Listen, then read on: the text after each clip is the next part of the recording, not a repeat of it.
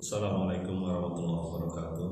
Alhamdulillahilladzi arsala rasulahu bil huda wa dinil haqq liyuzhirahu 'alad dini kullihi walau karihal kafirun. Asyhadu an la ilaha illallah wa asyhadu anna Muhammadan abduhu wa rasuluhu la nabiyya ba'da. Allahumma shalli wa sallim wa barik ala sayyidina Muhammadin wa ala alihi wa sahbihi ajma'in.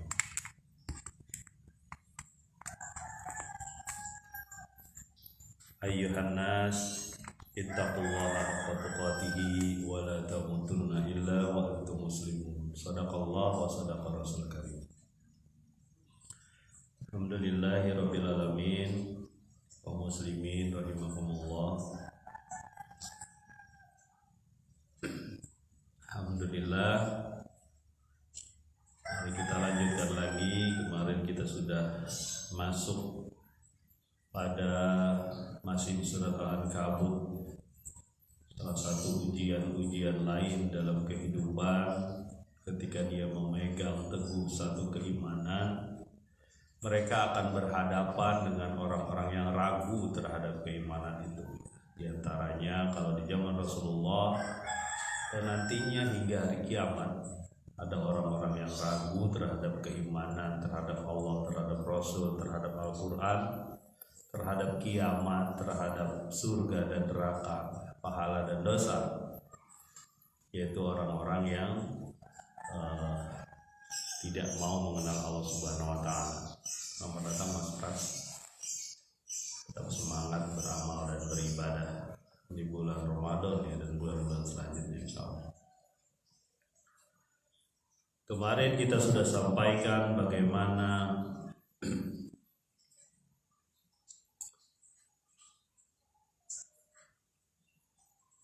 perintah dari Allah Subhanahu wa Ta'ala untuk mendebat ataupun menyampaikan pendapat kepada orang non-muslim ya. Waktu itu disebut ahli kitab karena mereka memegang Alkitab, yaitu Taurat dan Injil, untuk berlaku dengan lebih baik ya. Menyampaikan sesuatu dengan lebih baik, tidak terjadi perdebatan karena akarnya sama, menyembah Allah. Cuma ahli kitab mayoritas sudah tidak menyembah Allah secara murni, ditambah dengan menyembah makhluk, maka terjadilah kemusyrikan. Tapi mereka mengenal ada risalah, ada nabi, ada malaikat, ada mukjizat ya. Sementara yang dihadapi Islam, yang dihadapi Rasulullah SAW pada saat itu, semua golongan, ada yang sudah mengenal tentang kita, ada pula yang tidak sama sekali, bahkan ada yang tidak. Di daerah Majusi, daerah Parsia itu tidak mengenal Rasul, mereka cuma mengenal apa? Mengenal penyembahan terhadap matahari. Memang ada beberapa agama yang mungkin mirip-mirip ya, ada hubungan dengan orang yang mensucikan diri dan sebagainya. Dan diingatkan juga orang-orang ini pun ada yang beriman kepada Al-Quran ya. Mereka mau tunduk kepada Al-Quran, mengikuti Al-Quran setelah jelas bagi mereka bahwa Al-Quran ini adalah kitab yang diturunkan oleh Allah, kitab yang sama ya, yang diturunkan ke nabi mereka juga waktu itu ya, ada Musa, ada Isa ya. Akhirnya sama ataupun tema-temanya sama, makanya mereka masuk Islam. Ada juga yang bagi orang musyrik kafir Quraisy, sebenarnya orang musyrik kafir Quraisy itu ya, mungkin karena perjalanan sudah terlalu lama ya, bergelimang dengan dosa ya, disesatkan oleh setan ya, karena kafir Quraisy juga menguasai Ka'bah ya, akarnya adalah Ibrahim alaihissalam. Jadi sebenarnya mengenal juga, makanya Nabi Muhammad bapaknya Abdullah, hamba Allah ya. Masih ada bekas-bekas gitu, tapi karatnya udah demikian tebal ya, sudah demikian tebal sehingga menutupi ya. Dan itu sebenarnya sama saja, Karena yang disembah oleh mereka sebenarnya bukan berhalanya, tapi nafsu mereka. Niat mereka di 3 hal yang kemarin saya sampaikan, kekuasaan, harta, dan ilmu mereka. Mari kita lanjutkan di ayat yang ke-48 surat Al-Ankabut, ayat yang ke-48. Surat ke-29 sudah masuk juz yang ke-21 ya. Bismillahirrahmanirrahim. Wa ma kunta tatslu min qablihi min kitabin wa la takhutuhu bi yaminika idzal lartabal mubtilun.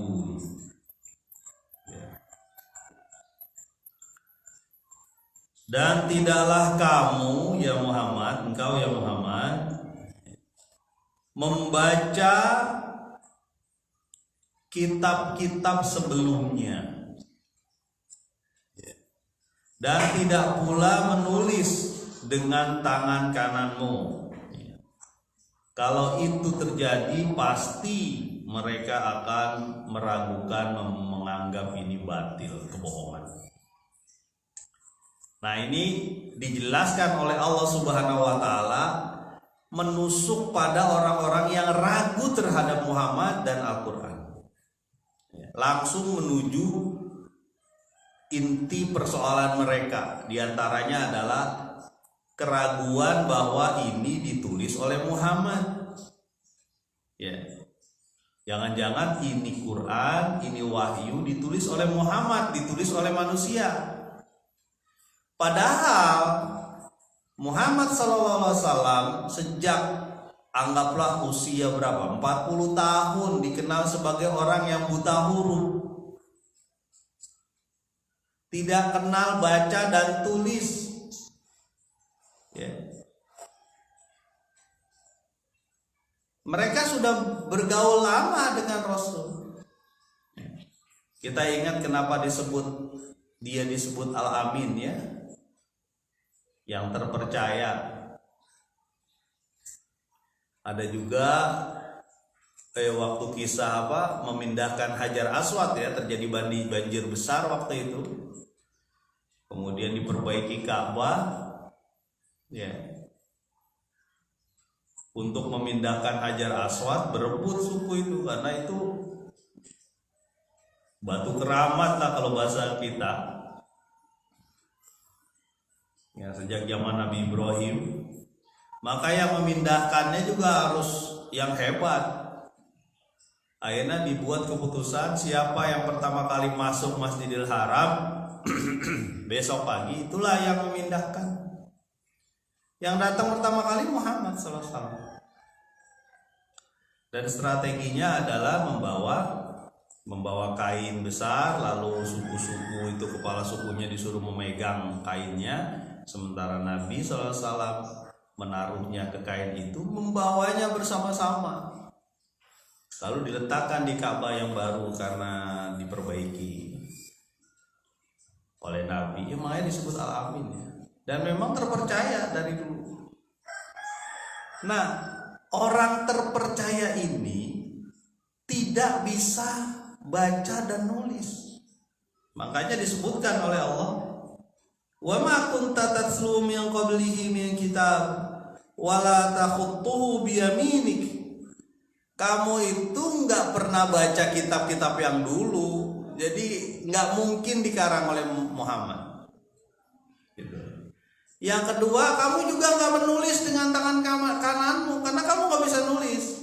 Jadi nggak mungkin dibuat Quran ini oleh manusia, oleh Muhammad. Ini kan menusuk langsung keraguan-raguan orang, ya. Jangan-jangan Muhammad ini dengar-dengar dari berita-berita dulu gitu ya, membaca kitab-kitab yang dulu, kitab Musa, kitab Isa kan, kitab Zabur, ya. Lalu dituliskanlah seperti dalam buku gitu. Dulu sih belum ada buku ya. Para sahabat masih mencatat, menghafal dan mencatat di tulang, di apalah macam-macam. Nah, jadi ada ragu, dan ini Allah Subhanahu wa taala tahu karena manusia Allah yang buat. Jadi tahu, tenang, kalau bahasa kita begitu. Orang ini buta huruf. Nggak mungkin dia ngambil kisah-kisah Al-Quran dan sebagainya itu ke kitab-kitab lain, ya. Lalu dia sebutkan ini kitab dari Allah. Dia nggak ngerti. Nah, itu hikmahnya Nabi Ummi itu. Hikmahnya Nabi Ummi atau tidak bisa baca. Kalau bisa baca, orang ragu. Ragunya apa?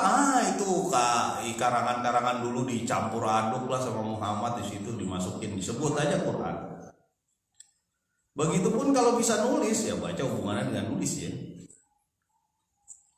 Bisa aja dikarang, dongeng-dongeng orang terdahulu nyebutnya asatirul awalin. Itu mah dongeng zaman dulu yang dikarang sama Muhammad. Enggak, orang dia nggak bisa baca. Ya.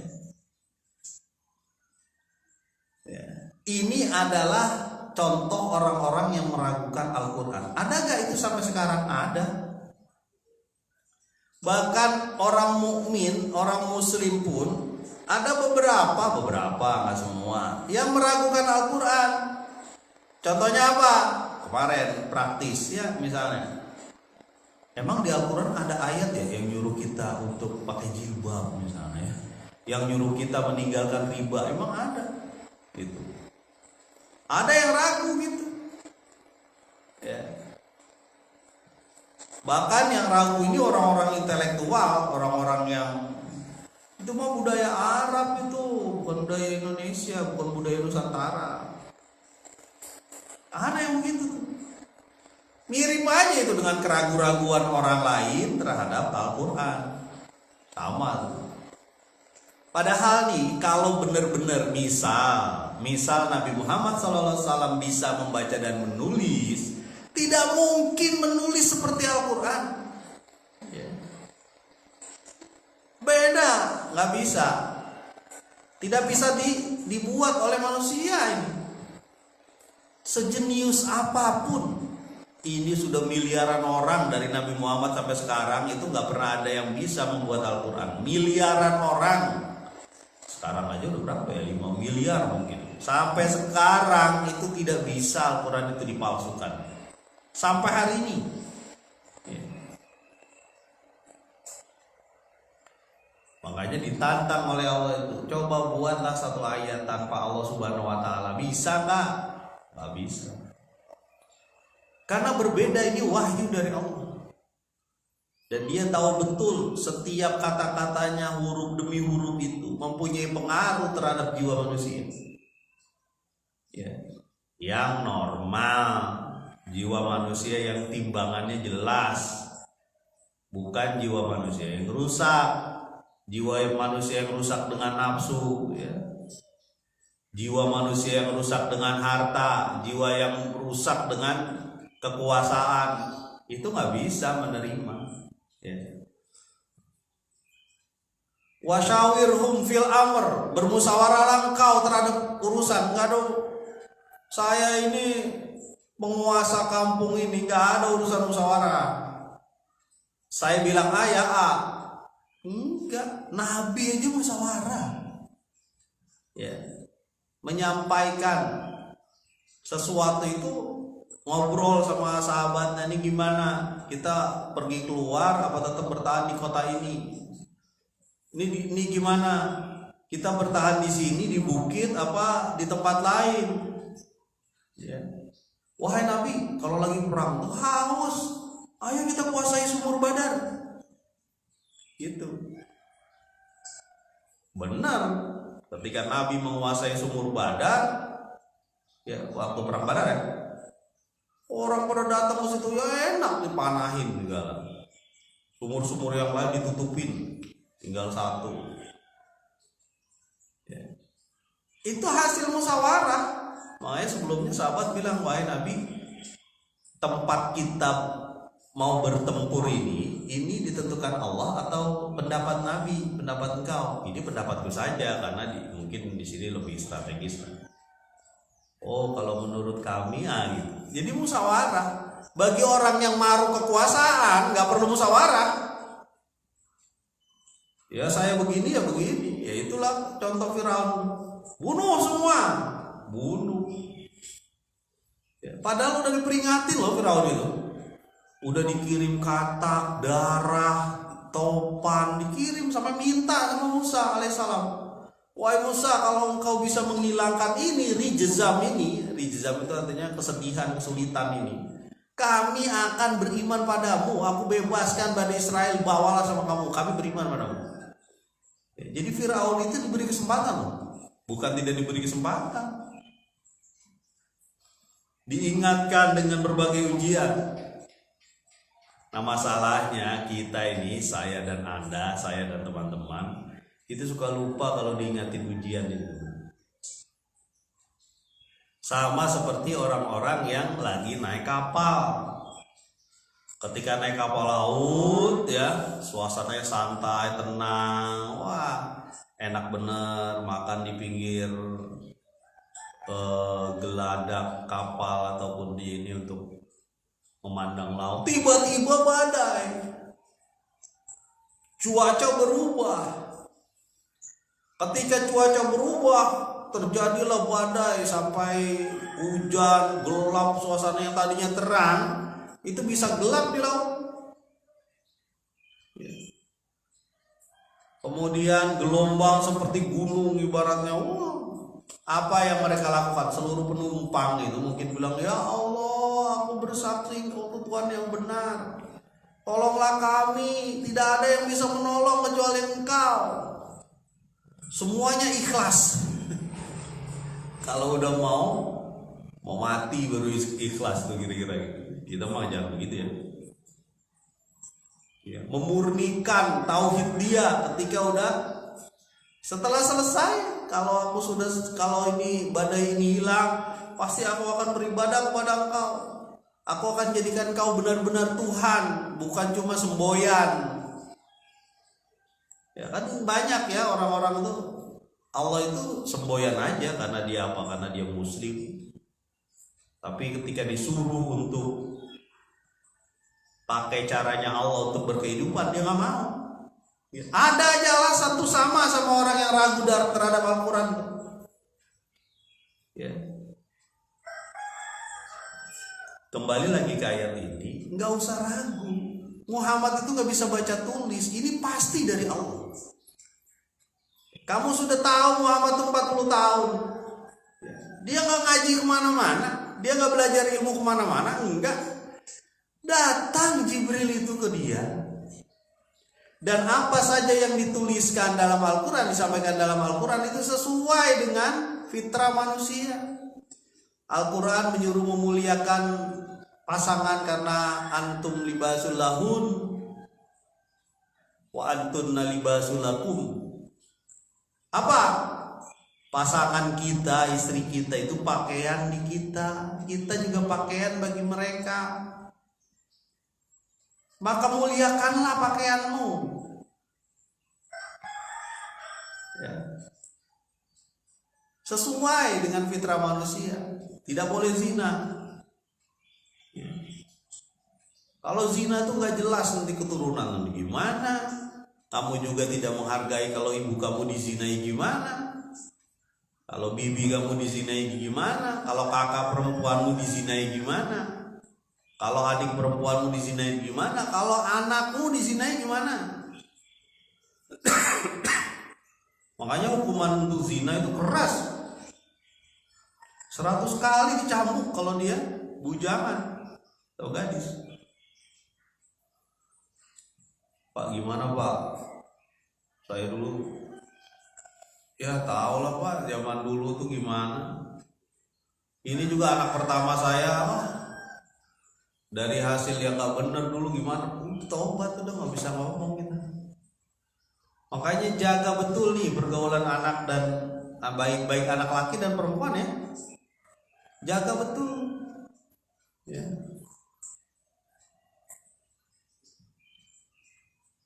Nah, Islam itu sesuai dengan fitrah. Ya, kalau belum kuat untuk nikah, puasa, menahan gejolak, sesuai dengan fitrah. Ya. Makan halalan thayyiban, halal dan baik. Yang halal itu harus jelas juga. Halal zatnya, halal caranya. Zatnya halal, tapi caranya nggak benar, ngambil hak orang nggak boleh. Ya kan sesuai kan begitu. Ya. Jadi kalau ada orang yang ragu dengan Al-Quran, ya sama aja zaman Quraisy dulu ragu dengan Al-Quran. Padahal udah diingatkan bahwa dia ummi, nggak bisa baca, nggak bisa nulis. Ya. Supaya apa? Supaya orang-orang yakin ini Al-Quran memang benar dari Allah. Laksanakan, ambil. Ya. Karena punya pengaruh. Potongan ayat selanjutnya di ayat 48 ini ya.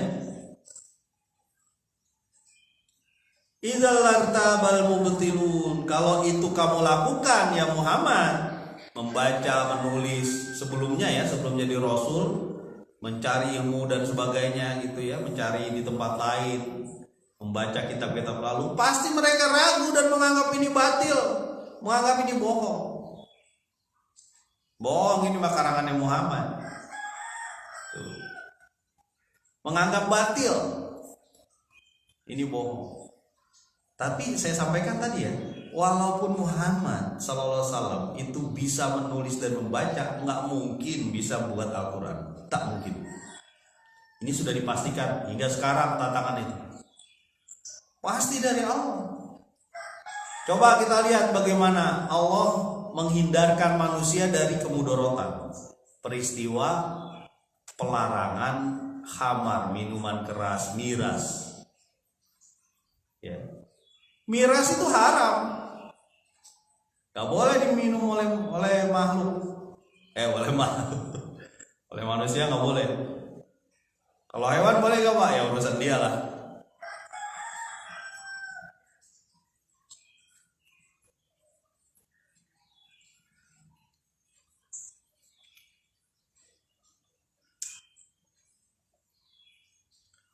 Ya kalau hewan boleh gak? Urusan dia. Tapi miras itu, ya, khamar itu, suatu yang memabukkan itu, ya. Ada Kang Jeffrey.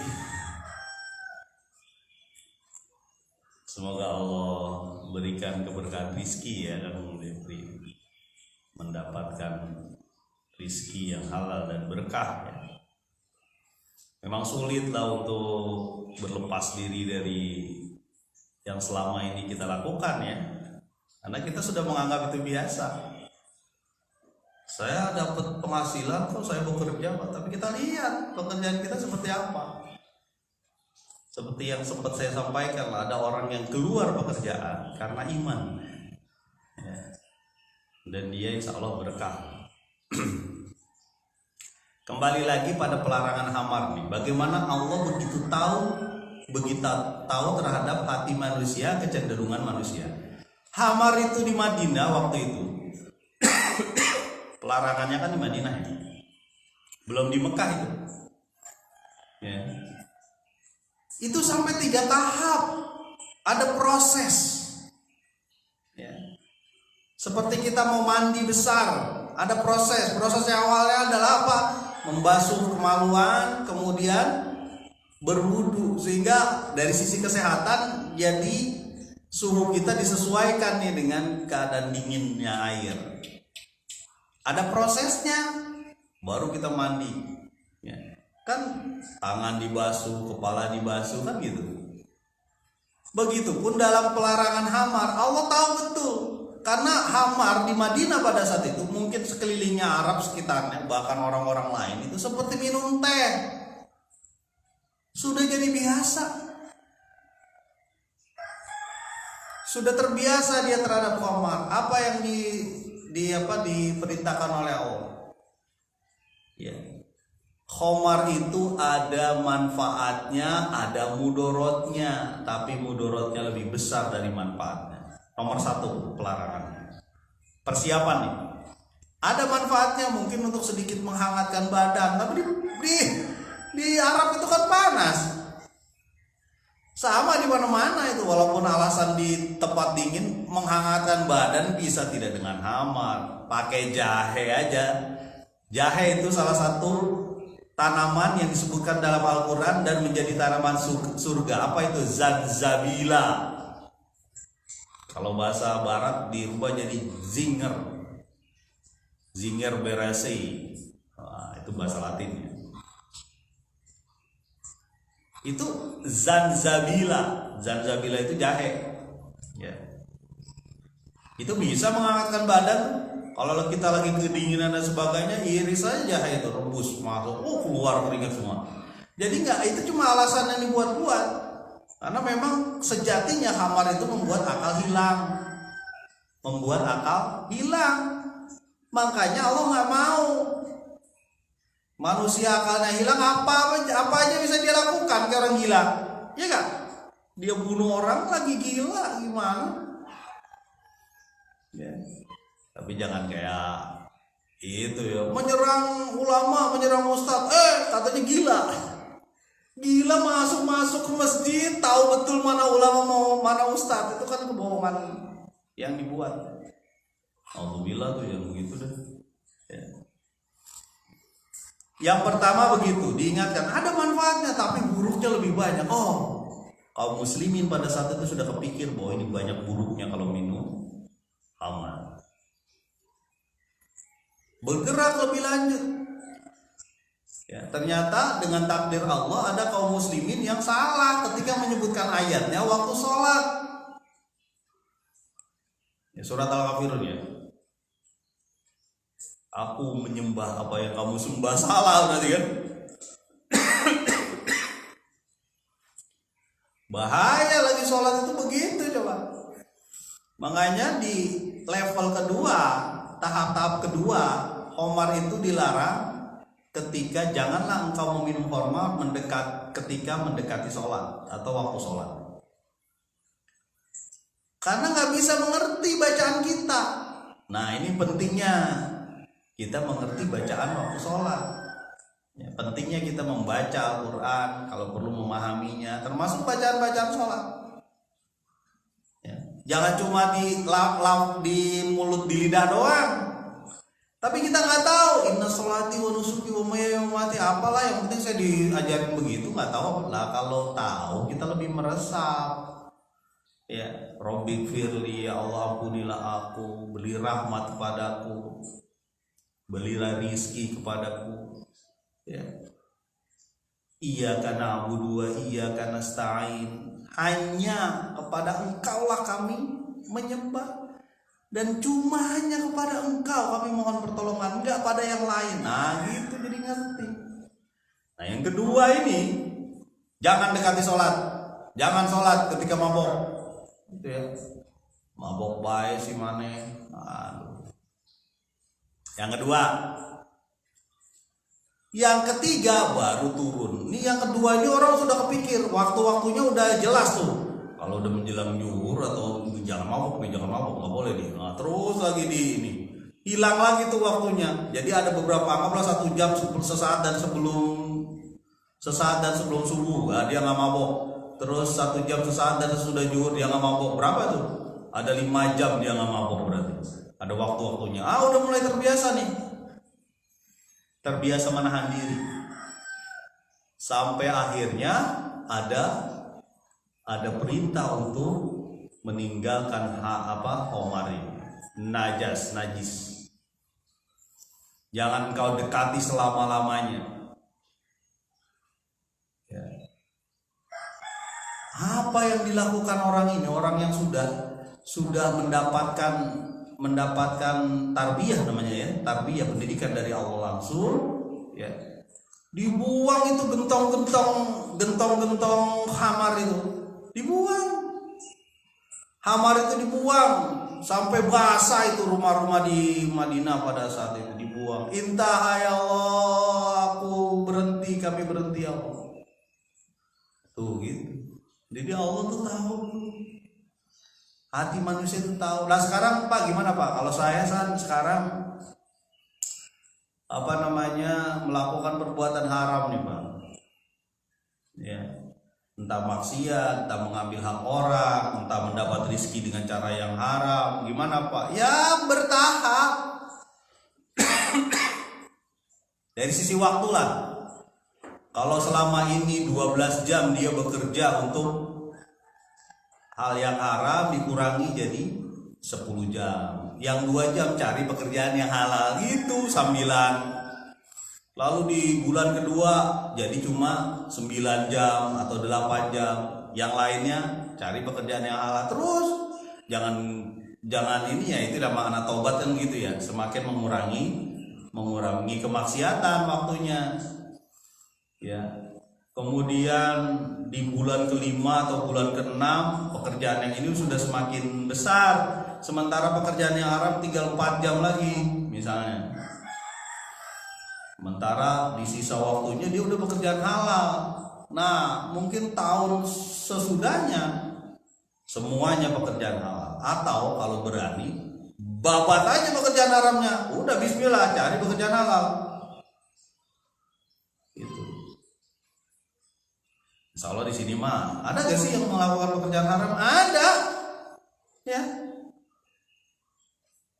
Ada itu. Nauzubillah, mudah-mudahan anak dan istrinya itu mendengarkan dan mendoakan. Ya Allah, berikanlah suamiku yang mengerjakan pekerjaan haram ini Engkau larang. Ya, macam-macam bentuknya tuh. Ya, ada main-main harta dalam bentuk perjudian. Ya. Ada main-main harta dalam bentuk mengambil riba, ya. Ada yang gak benar dalam menguasai harta, mengambil hak orang, ya. Atau hobi-hobi yang gak benar. Ya Allah, berikanlah suami saya hidayah. Atau berikanlah anak saya hidayah. Karena ada anak yang sudah mungkin 30 tahun 25 tahun ke atas masih begitu, ya, masih gak benar gitu. Tetap didoakan tuh, minta sama Allah, mudah-mudahan kampung ini bersih ya dari kemaksiatan, dan kampung-kampung lain ya, bukan cuma kampung ini aja. Ya, mungkin kita belum punya kekuasaan ya untuk melarang kemaksiatan di kampung ini, tapi doa kita insya Allah dikabul. Ya, kalau perlu sebutin saudara-saudara kita, anak kita, istri kita, tetangga kita yang berbuat maksiat, sebutin. Kita doakan, ya, supaya dia taubat, datang ke masjid, datang ke musola. Supaya dia meninggalkan apa? Meninggalkan ribanya, meninggalkan bunganya yang dia lakukan terus menerus, memberi makan anak dari bunga. Alhamdulillah, minta memberi makan dari hal yang gak benar. Ya, ada satu riwayat 40 hari itu kalau barang haram tuh masuk ke dalam tubuh kita nggak diterima itu ibadahnya, kecuali dia tobat begini. Yang lalu biarlah berlalu.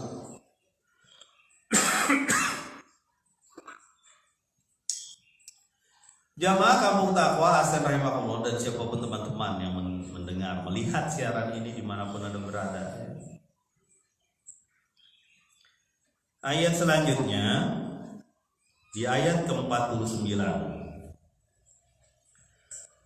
Bal huwa ayatum bayyinatum fi suduril ladzina utul ilm wa ma yajhadu bi ayatina illa dzalimun. Bahkan dia Al-Qur'an itu adalah tanda-tanda atau ayat-ayat yang jelas dalam hati orang-orang yang berilmu, ya. Dan tidaklah orang yang mengingkari ayat-ayat, ya, kami kecuali orang-orang yang zalim. Nah, ayat Allah itu jelas pada orang yang berilmu, yang mau membuka matanya dengan cahaya dari Allah, yang mau membuka telinganya, mau membuka hatinya. Ayat ini jelas sampai ke sudur, sampai ke hati, ya, sampai ke hati. Ya. Ada syaratnya. Nah, inilah pentingnya kita mencari ilmu itu. Utlubul ilma minal mahdi ilal lahdi. Menuntut ilmu engkau dari buayan sampai liang lahat. Bayangin tuh, buayan itu berarti kan masih nenen, masih nyusu. Itu aja udah diperintahkan Allah. Sampai di sana tuh, sampai di makam, kita disuruh menuntut ilmu. Kenapa? Karena inilah yang membuat kita berbekas. Ayat Allah yang diberikan kepada kita berbekas, lalu kita rubah kehidupan kita. Mau begini terus? Mau bergelimang dengan maksiat terus kita? Mau membawa makanan pulang ke rumah dari hal-hal yang gak benar terus? Sampai anak kita, wajar lah kalau anak kita gak benar. Ya, sesuatu yang haram dimasukkan, termasuk kita. Makanya pernah sekali lagi saya sampaikan. Ada seorang ustadz, ya, menyatakan begini. Saya lupa nama ustadz itu. Bacalah Al-Quran itu paling gak selembar lah sehari. Paling gak selembar. Satu lembar itu berarti 1/10 juz. Satu lembar. Kalau gak bisa, bacalah 1 halaman sehari. Kalau nggak bisa juga, bacalah 1 ayat. 1 ayat aja. Kalau nggak bisa juga, pegang tuh Al-Quran dan bilang sama Allah Subhanahu Wa Taala, ya Allah, dosa apa yang saya perbuat sehingga 1 ayat aja saya nggak sanggup baca. Begitu ini Al-Quran ini, ya, di Al-Quran ini dibaca 1 ayat aja. Kalau nggak bisa juga, pegang Al-Quran nih. Ya Allah, dosa apa yang saya perbuat sehingga baca 1 ayat aja saya nggak sanggup. Baca 1 ayat. Baca 1 ayat aja saya nggak sanggup setiap hari. Ya Allah, dosa apa yang sudah saya perbuat. Dipegang Al-Quran. Pak, tara megang Quran Pak, kumaha Pak. Udah bismillah, minta sama Allah. Ya. Memang ada yang menyatakan begini ya, kalau kita masih maksiat, prioritaskan, lepaskan dulu maksiatnya, karena dia akan nyampur terus dengan ibadah.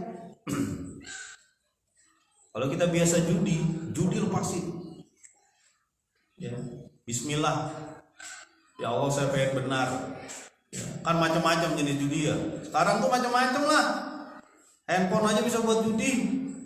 Ya, ngadu kambing aja bisa buat judi, ngadu ayam bisa buat judi, ngadu cupang bisa buat judi, ngadu cupang itu bisa buat judi. Ya, itu dilepaskan itu. Ya, kalau perlu potong-potongin tuh ayam, potongin tuh kambing kalau buat adu domba ya. Ada lagunya tuh Bang Haji Roma Irama, adu domba gitu ya. Jangan sampai tuh makhluk Allah disiksa oleh kita.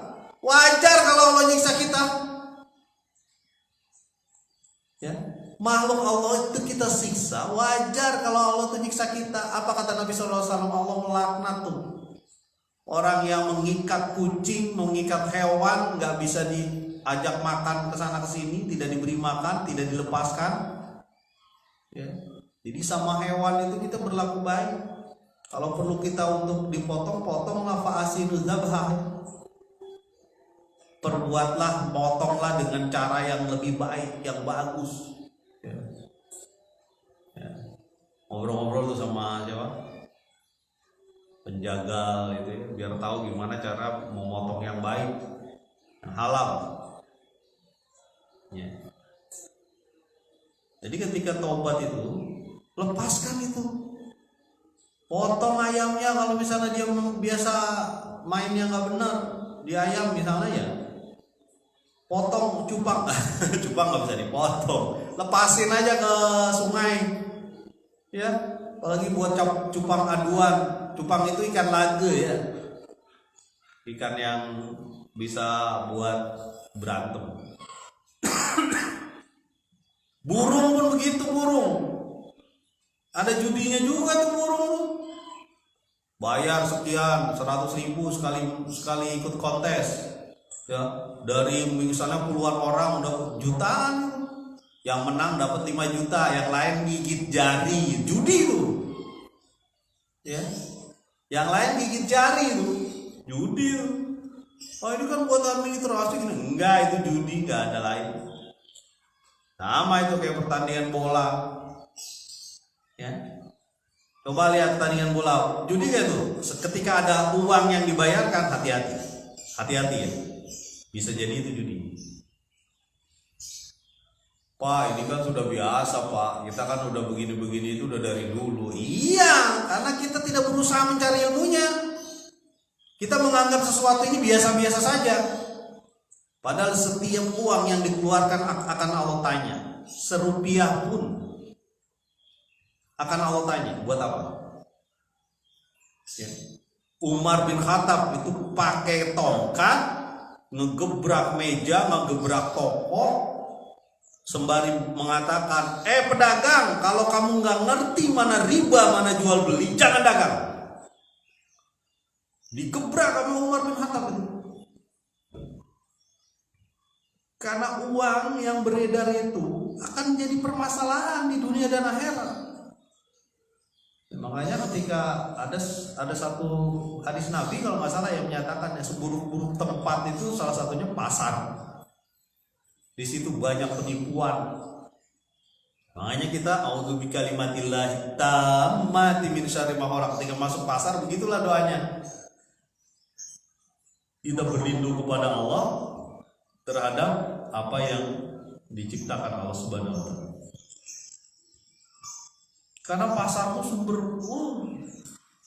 dukun ada di situ, preman ada di situ. Ya, tipu menipu. Wah, ini modal aja nggak nyampe, Bu. Nawar sampai kayak gitu. Modalnya aja nggak nyampe, Bu. Ibu cari pedagang lain aja deh. Padahal modalnya nyampe, udah ada keuntungannya lagi, dia bohong. Alhamdulillah. Di sini beberapa pedagang ada ya. Di kampung ini, di kampung sebelah juga ada pedagang. Itu diingatkan itu. Saya sampai ngingetin itu. Ya, pedagang misalnya suami pedagang atau istri pedagang pakai pengasih nggak? Pakai dukun nggak? Pakai orang pinter nggak? Orang pinter yang pinterin. Ya. Kembali lagi ke ayat. Jadi yang mengerti, yang jelas itu adalah orang-orang yang berilmu. Makanya penting. Anak disuruh ngaji, dia nggak mau ngaji. Masuk akal gak kita? Anak nih disuruh ngaji, disuruh sholat, seneng kalau melihat anak yang ngaji, dia nggak ngaji. Alasannya sibuk, atau izin, malu. Cuma dua biasanya alasannya tuh. Anak kerja karena malu. Lebih baik malu di dunia, lebih baik luangkan waktu untuk mempelajari Al-Quran ya, dibanding kita nanti di akhirat baru bilang kayak Azar bapaknya Ibrahim, hari ini aku akan mematuhi kamu. Gak bisa, wahai bapakku, selesai, udah gak bisa lagi teman ya. Dan ini bisa kelihatan bagaimana akhir hidupnya nanti gimana nih ya. Makanya mulai aja dari sekarang lah. Mulailah hari ini, mulai dari yang kecil. Itu kata Agim ya, Agim kan begitu tuh. Dari mana saya memulai Pak? Saya udah dikenal orang-orang yang brengsek, gak benar. Istri saya juga udah tahu. Saya gak tahu juga bagaimana istri saya bertahan dengan kebiasaan saya yang buruk. Bagaimana Pak? Mulailah sekarang. Kata Agim tuh begitu. Kok sekarang gimana? Mulailah sholat duha misalnya sekarang nih. Sekarang ada sholat subuh. Ya, dikit lagi berapa menit lagi? Mulailah baca Qurannya. Nggak bisa baca Qurannya, buka ikronya. Minta ajarin anaknya kalau malu. Ya, mulailah sekarang. Apa? Coba cari jilbabnya, keluar pakai jilbab. Udah bismillah. Nggak ada jilbab apa-apa, pakai mukena. Mulailah dari sekarang. Bangun, ya. Pegang Qurannya. Kalau nggak bisa satu ayat, pegang tuh Qurannya tuh, ya Allah. Dosa apa yang membuat saya nggak bisa baca satu ayat saja?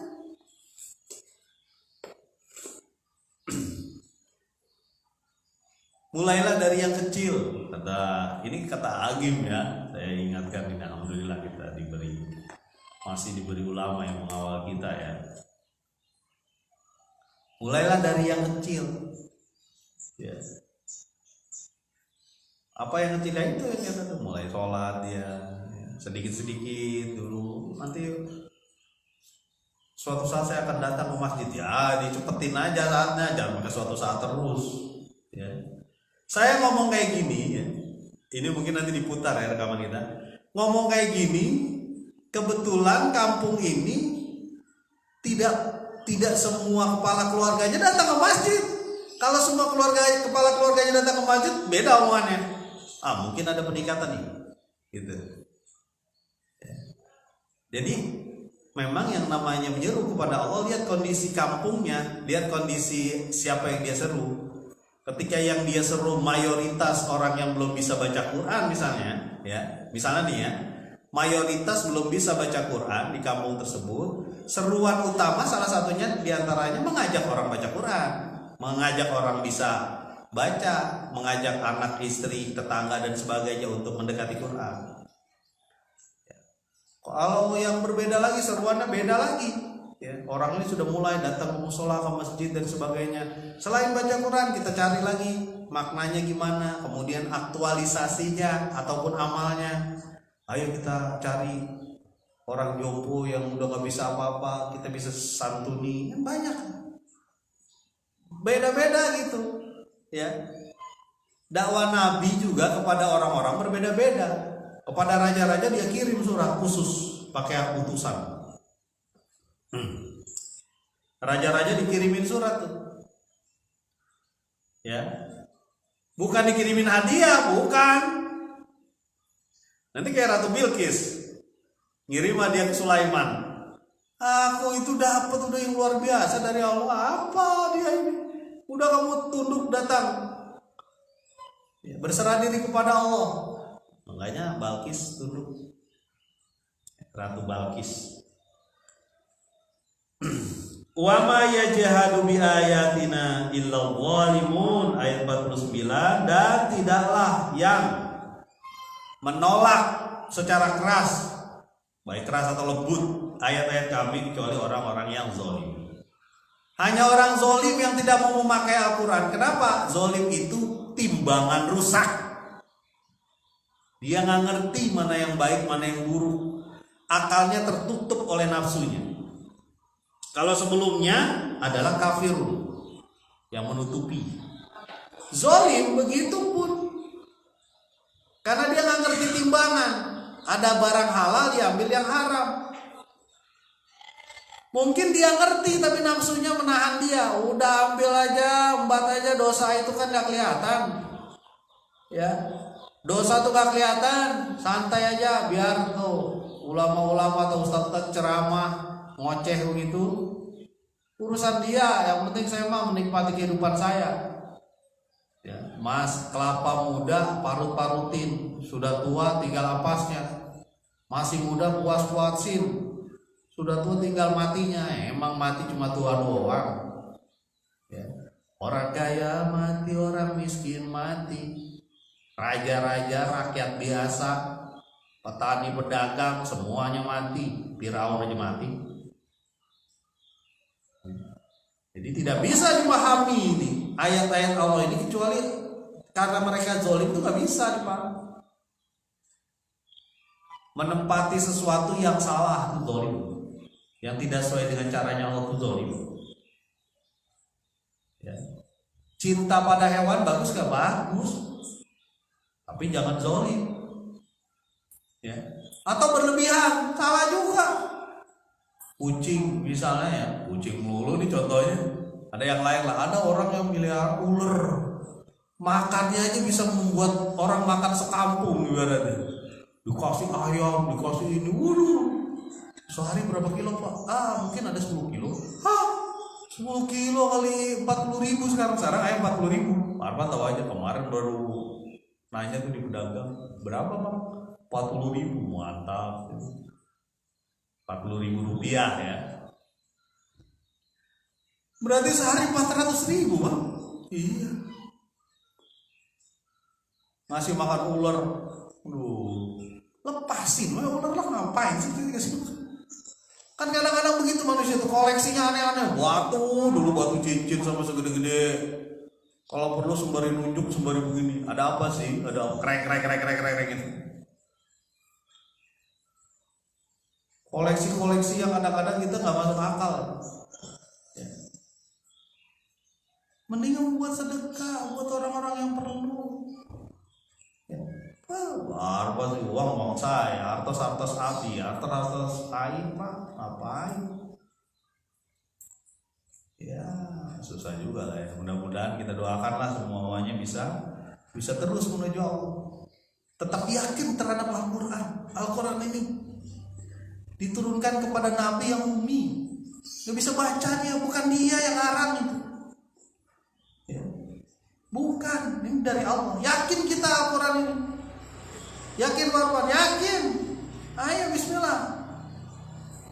Ini sudah 20 juz. Alhamdulillah Allah bagian dari ta'aruf bin nikmah. Nikmat Allah datang ke kampung atau ke orang yang melihat ini ya. Datang ke kampung ini sudah 20 juz. Mudah-mudahan ada perubahan. Mudah-mudahan bermanfaat. Subhanakallahumma wa bihamdika asyhadu an la ilaha illa anta astaghfiruka wa atubu ilaik. Assalamualaikum warahmatullahi wabarakatuh.